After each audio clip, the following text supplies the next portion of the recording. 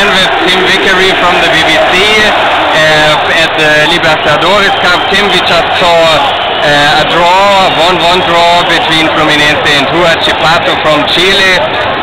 What would you say, a ridiculous result? Well, I think there are 11,000 people here who probably won't agree with me, but it's made me think what a wonderful thing football is. What a wonderful thing. It's a mixture of science and strategy and theatre and luck. The science and strategy, I think, comes from the fact that Huachipato came here with an idea. And like all scientific ideas, it has to be tested against reality. And it was very obvious that the idea was a nonsense. The idea was to defend with a back three. Huachipato don't usually play that way, they usually play with a back four. I imagine that they were thinking that with a back three they could put more people in the midfield. But think about it for a minute. A back three to mark one centre forward, Fred. Obviously they're outnumbered elsewhere on the field, so they couldn't stop Fluminense moving the ball. And what was happening was that Roberto then had to come back on the left to take care of Wellington Neng. On the right, Núñez was simply forced back to block the left back Carlinhos, and suddenly Huachipato were defending with a line of 5, and that meant that they had no one to associate. They had no way of playing themselves into the game. So the first half hour was just a bombardment.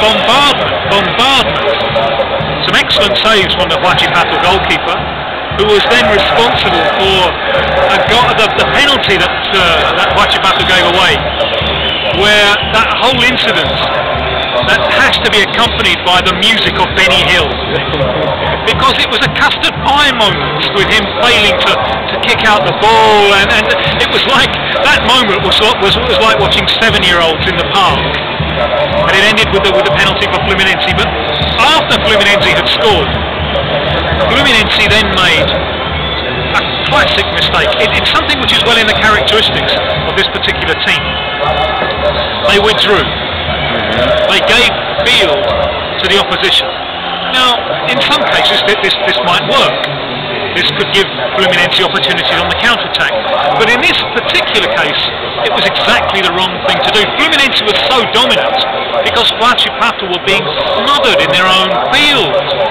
Once Fluminense pulled back, it was much easier for Huachipato to play themselves into the game, especially after half-time. After half-time, the coach of Huachipato, Pellicer, realised that he made a mistake, and he reverted to a conventional back four, pushed Núñez higher up the field, and suddenly you're seeing Huachipato just beginning to associate. You're seeing little Aroe beginning to associate and bring the dangerous centre forward, Rodriguez, into the game. And then the mood changes, the mood here in the theatre changes. You begin to feel in the second half the crowd impatient, the crowd turning against Fluminense. Huachipato gain heart from this, and in one of the very few opportunities that they create, they manage to score an equaliser. And then we got, from an emotional point of view, a fascinating last 15 minutes, because the crowd, a mixture of impatient and hopeful, a mixture of desperate and optimistic, thinking Fluminense can still score. Huachipato realise that maybe they can win the game. And in fact, the clearest chance in the last few minutes was Huachipato on the break. Llanos, the third substitute, creating a chance for Brian Rodriguez with the cross shot, and Diego Cavalieri in the Fluminense goal.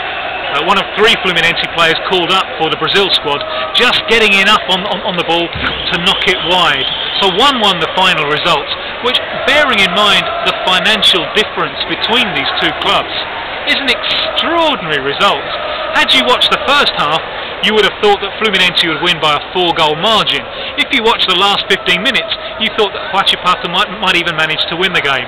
So although the Fluminense crowd going away from here upset and angry, I go away from here uplifted at having seen a wonderful spectacle, something which we can think about, we can feel about, something which for me fulfilled the promise that you feel when you go to a football stadium.